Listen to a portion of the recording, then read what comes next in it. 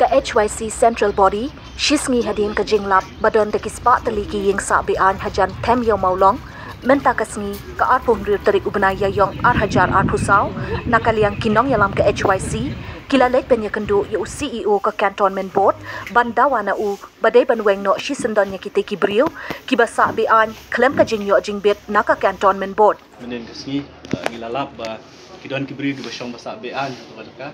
bat kakum ka jing sautu ka jongi kani ka jakka ka hap po silong Cantonment Board ti hadin kata ngila wan benda kasni ban tulu yo CEO jong ka silong Cantonment Board arengkat ka jing tho bandawa na ka silong Cantonment Board pakadai ban weng si sundon ni kini gibriu na kani ka jakka namal ba kat kum ka jing sautu ka jongi kat kum ka jing tip ka jongi kini gibriu kila shu sa be an yo ka jakka klem kanu ka jing yo board na ka silong Cantonment Board di hadin mengilawan banyak kendu yang CEO kay kabana kaliang ka jo la pensya kalong ba hapo ka silong Cantonment Board kidon arlay kini kuwi pat kibot kibapet ya ki lengkot jaka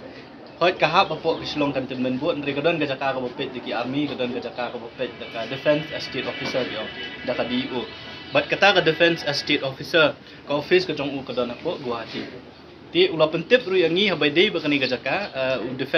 defense estate officer kidan apren gajingele ya ka kes na kabantaban be ikiti gibriu na gajaka ti bantip company ya kata wong bangi hap ban let lane bani kendu ya ka DO office kebetulan po Guwahati ti nakaliang jong kaseng khnang bakam nok official ka jingtho ka jongi ya kai ka bangi ngi tho nakaliang ka jongi menta kasngia po silong Cantonment Board ngilaong ya ka yaw CEO bu de ban panpai yang ngi da ka jingtho nang bangi nakaliang ka jongi kang long official bukum juru bangin sautu syai kai ka sinjam ka banang ni sakmat bat ka bangin ship ti kata kalong ka jingekren kumangi sautu imenta kalong bay kani ka jaka katu ka plot kadai ka bapet da ka defense estate officer ya ka ba office ka don po Guwahati bat ka baar kalong ba kadon ka jingele kis apaleng ka defense estate officer bat kiway pat ibru ya ka ba nakaliang jong ka defense estate officer kila IKS ban penmi no ai tig ibru na ka jaka ya tik katkum ka jingong ka jo ong ba umtip ya ka status ng ka kis ha ai laya kumno kaya ti ban ya tip kam kaya kata nakaliang jong ka seng hadin bangilayo ya ka jubab na CEO jong ka SMB